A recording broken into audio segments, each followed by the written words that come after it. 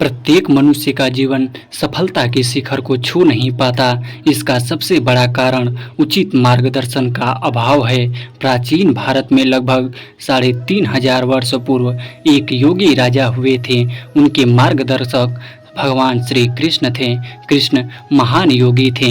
उस योगी राजा का नाम था युधिष्ठिर, जो युद्ध के मैदान में भी अपना मानसिक संतुलन बना कर रखता है, वह युधिष्ठिर है।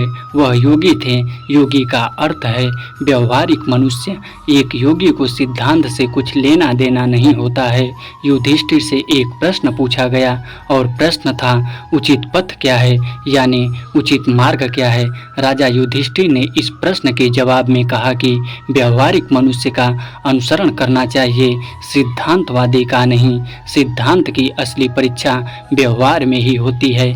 व्यवहारिक जीवन में यह उपयोगी भी हो सकता है, नहीं भी हो सकता है। इसलिए योगी को, आध्यात्मिक साधक को सिद्धांतवादी के पीछे नहीं चलना चाहिए। उसे व्यवहारिक मनुष्य का ही अनुसरण करना चाहिए, अर्थात योगी को महायोगी का अनुसरण करना चाहिए, कारण कि योगी से ज्यादा व्यवहारिक महायोगी है। युधिष्ठिर ने कहा, यही उचित मार्ग है, लेकिन शास्त्र एक दूसरे से भिन्न मत रखते हैं और सभी शास्त्रों के समर्थक कहते हैं कि हमारा संदेश खुदा का संदेश है, यही अंतिम शब्द है। यदि सभी शास्त्र एक ही परमात्मा के संदेश हैं, तब वे एक दूसरे से भिन्न राय क्यों रखते हैं? परमात्मा एक है, और यदि सभी शास्त्र उनके ही संदेश हैं, यानी एक ही परमात्मा के संदेश हैं, तब उनमें कोई मतांतर नहीं होना चाहिए। युधिष्ठिर एक योगी राजा थे। यह दूसरे सवाल के जवाब से भी साबित हुआ।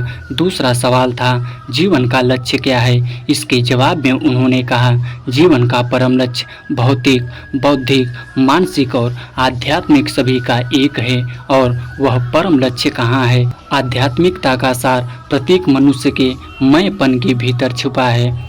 और जब तुम अपने स्वयं के मैं को नहीं जानते, तुम अनेक लोगों को जानने की चेष्टा करते हो, किंतु तुम स्वयं को नहीं जानते। यह ठीक मनीला के निवासी की तरह है। वह हांगकांग को देखना चाहता है, किंतु मनीला को नहीं जानता। अरे पहले मनीला को तो जानो, और यदि तुम सब कुछ जानना चाहते हो, यदि तुम सभी कुछ जानने की चेष्टा करते हो, कुछ भी जानने में समर्थ नहीं हो सकोगे।